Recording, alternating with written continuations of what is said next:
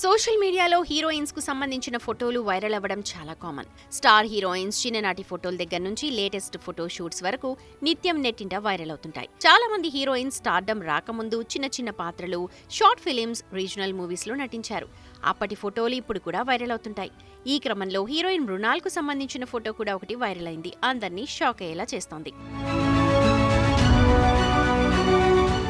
మొదట తన acting కెరియర్ను serials నుంచి మొదలుపెట్టిన మృణాల్ ఆ తర్వాత వయా మరాఠా సినిమాల్లో యాక్ట్ చేసి బాలీవుడ్లో అడుగుపెట్టారు. అయితే ఈ క్రమంలోనే మరాఠాలో లవ్ సోనియా సినిమాలో యాక్ట్ చేసి విమర్శకుల ప్రశంసలు అందుకున్నారు మృణాల్.